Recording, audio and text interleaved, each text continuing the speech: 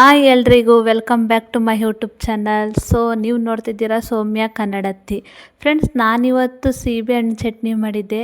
Taste ಮಾತ್ರ awesome ಅಂತ ಹೇಳ್ಬೋದು. ಇದು ಹೇಗೆ ಮಾಡೋದು ಅಂತ ಹೇಳ್ತೀನಿ ಬನ್ನಿ. ಮೊದಲಿಗೆ ನಾನು ಒಂದು 10 ಸೀಬೆಹಣ್ಣನ್ನು ತಗೊಂಡು ನೀರಲ್ಲಿ ಹಾಕಿ ಚೆನ್ನಾಗಿ ವಾಶ್ ಮಾಡ್ಕೊಳ್ತಾ ಇದ್ದೀನಿ. ಚೆನ್ನಾಗಿ ವಾಶ್ ಮಾಡ್ಕೊಂಡು ಇದನ್ನ ಸಪ್ರೇಟ್ ನೀರಿಂದ ತೆಗೆದಿಟ್ಕೊಳ್ಳೋಣ. ನೆನಪಿಡಿ, ಇದನ್ನು ಫುಲ್ ಹಣ್ಣು ತಗೋಬೇಡಿ, ಇಲ್ಲ ಫುಲ್ ಕಾಯಿ ತಗೋಬೇಡಿ, ಮಧ್ಯಮದಲ್ಲಿ ಇರುತ್ತಲ್ವಾ ಅಂಥ ಹಣ್ಣನ್ನು ತಗೊಳ್ಳಿ.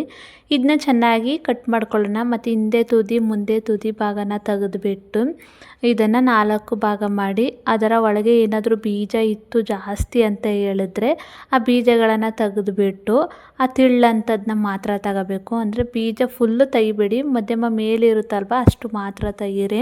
ಪಾರಮ್ ಹಣ್ಣಾದರೆ ತುಂಬ ದಪ್ಪ ಇರುತ್ತೆ ಮತ್ತು ಅದು ಕಟ್ ಮಾಡಿದಾಗ ಬಿಳಿ ಬಣ್ಣ ಇರುತ್ತೆ. ಇದು ನಮ್ಮ ಮನೆ ಹತ್ರನೇ ಇರೋ ಮರದಲ್ಲೇ ಸಿಕ್ಕಿರೋ ಹಣ್ಣು. ಇದು ಹೈಬ್ರಿಡ್ ಅಲ್ಲ, ಮಾಮೂಲಿ ಹಣ್ಣಾಗಿರುತ್ತೆ. ಸೊ ಅದಕ್ಕೆ ಇದು ಕೆಂಪು ಬಣ್ಣ ಇರುತ್ತೆ. ಇದರಲ್ಲಿ ಸ್ವಲ್ಪ ಬೀಜ ಜಾಸ್ತಿ ಇರುತ್ತೆ. ಅದೇ ನೀವು ಹೊರಗಡೆ ತರ್ತೀವಲ್ವ ಆ ವೈಟ್ ಕಲರ್ ಹಣ್ಣು, ಅದರಲ್ಲಿ ಬೀಜನೇ ಇರೋದಿಲ್ಲ. ಅದು ಎಲ್ಲನೂ ಕೂಡ ಹಾಕ್ಬೋದು. ಸೊ ನೀವೇನೋ ಬಿಳಿ ಕಲರ್ ಹಣ್ಣಲ್ಲಿ ಮಾಡ್ತಿದ್ದೀರಂದರೆ ಟೇಸ್ಟ್ ಇನ್ನೂ ಚೆನ್ನಾಗಿ ಬರುತ್ತೆ. ಇದು ಸ್ವಲ್ಪ ಸಿಹಿ ಜಾಸ್ತಿ ಇರುತ್ತೆ, ಯಾಕಂದರೆ ಇದು ರೆಡ್ ಕಲರ್ ಇರೋದ್ರಿಂದ. ನೋಡಿ, ಈ ಸೈಜಲ್ಲಿ ಕಟ್ ಮಾಡ್ಕೋಬೇಕು. ಕಟ್ ಮಾಡ್ಕೊಂಡು ನಾನು ಬೀಜ ಜಾಸ್ತಿ ಇದೆ ಅಂದ್ಬಿಟ್ಟು ನಾನು ಆ ಬೀಜನ ತೆಗಿತಾ ಇದ್ದೀನಿ. ಇದನ್ನು 7ರಿಂದ 8 ಜನ ತಿನ್ಬೋದು ಚಟ್ನಿನ, ಯಾಕಂದರೆ ನಾನು 8ರಿಂದ 10 ಹಣ್ಣು ತೊಗೊಂಡಿರೋದ್ರಿಂದ ಆರಾಮ್ಸೆ ಆಗಿ 7 ಜನ ತಿನ್ಬೋದು. ನೋಡಿ, ನಾನು ಕಟ್ ಮಾಡಿಕೊಂಡು ತೆಗೆದಿಟ್ಕೊಂಡಿದ್ದೀನಿ. ಒಂದು ತಟ್ಟೆ ಅಷ್ಟು ಆಗಿದೆ ನೋಡಿ. ಈಗ ಒಂದು ಮಿಕ್ಸಿ ಜಾರ್ನ ತಗೊಂಡು ನಾವು ಮಿಕ್ಸಿ ಜಾರ್ಗೆ ನಾನು ಏನು ಕಟ್ ಮಾಡ್ಕೊಂಡಿದ್ದೀನಿ ಈ ಹಣ್ಣುಗಳನ್ನು ಹಾಕ್ಕೊಳ್ತೀನಿ. ಸೀಬೆಹಣ್ಣನ್ನು ಹಾಕ್ಕೊಂಡಿರೋ ನಂತರ ನಾನು ಸಿಪ್ಪೆ ಬಿಡಿಸಿರೋ ಅಂಥ ಒಂದು 4 ತಪ್ಪಿದ್ರೆ 5 ಬೆಳ್ಳುಳ್ಳಿನೂ ಕೂಡ ಹಾಕ್ಕೊಳ್ತಾ ಇದ್ದೀನಿ ನಾನು. ಹಾಗೆ ಸ್ವಲ್ಪ ಶುಂಠಿ ಹಾಕ್ಕೊಳ್ತಾ ಇದ್ದೀನಿ.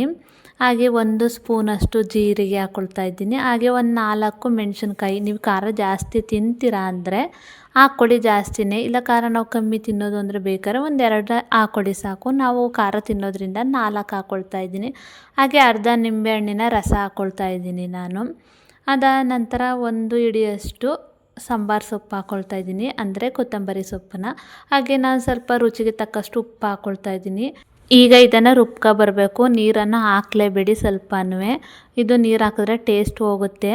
ನೀರು ಹಾಕ್ತಾನೆ ರುಬ್ಕೊ ಬರಬೇಕು. ಈಗ ನಾನು ಸರ್ವಿಂಗ್ ಬೌಲ್ಗೆ ಟ್ರಾನ್ಸ್ಫರ್ ಮಾಡ್ತಾಯಿದ್ದೀನಿ. ನೋಡಿ, ಈ ಥರ ಇರುತ್ತೆ.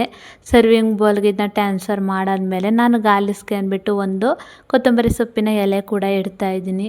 ಇದು ಬಿಸಿ ಅನ್ನದ ಜೊತೆ ತುಪ್ಪ ಹಾಕ್ಕೊಂಡು ತಿಂದರೂ ಚೆನ್ನಾಗಿರುತ್ತೆ, ರೊಟ್ಟಿ ಜೊತೆಗೂ ಚೆನ್ನಾಗಿರುತ್ತೆ, ಚಪಾತಿ ಜೊತೆಗೂ ಚೆನ್ನಾಗಿರುತ್ತೆ. ನೀವು ಇದನ್ನ ಯಾವ್ದ್ರ ಜೊತೆನೂ ತಿನ್ಬೋದು, ದೋಸೆ ಜೊತೆಲೂ ತಿನ್ಬೋದು, ರುಚಿಯಾಗಿರುತ್ತೆ. ಇಲ್ಲ ಅನ್ನದ ಜೊತೆ ಸೊ ನೋಡಿದ್ರಲ್ವ ಫ್ರೆಂಡ್ಸ್, ರೆಸಿಪಿ ಹೇಗಿತ್ತು ಅಂತ ಕಮೆಂಟಲ್ಲಿ ತಿಳಿಸಿ. ಹಾಗೆ ಈ ವಿಡಿಯೋಗೊಂದು ಲೈಕ್ ಮಾಡಿ. ಹಾಗೆ ಯಾರೆಲ್ಲ ಸಬ್ಸ್ಕ್ರೈಬ್ ಮಾಡ್ಕೊಳ್ದೆ ವಿಡಿಯೋ ನೋಡ್ತಿದ್ದೀರಾ ಪ್ಲೀಸ್ ಸಬ್ಸ್ಕ್ರೈಬ್ ಮಾಡ್ಕೊಳ್ಳಿ. ಹಾಗೆ ಪಕ್ಕದಲ್ಲಿ ಕಾಣುತ್ತಿರೋ ಬೆಲ್ಲೈಕನ್ನ ಕ್ಲಿಕ್ ಮಾಡಿ ಆಲ್ ಅಂತ ಸೆಲೆಕ್ಟ್ ಮಾಡಿದ್ರೆ ನಾವು ಹಾಕೋ ವಿಡಿಯೋ ಪೋಸ್ಟ್ ನೋಟಿಫಿಕೇಷನ್ ನಿಮಗೆ ಡೈರೆಕ್ಟ್ ಬರುತ್ತೆ. So thank you for watching.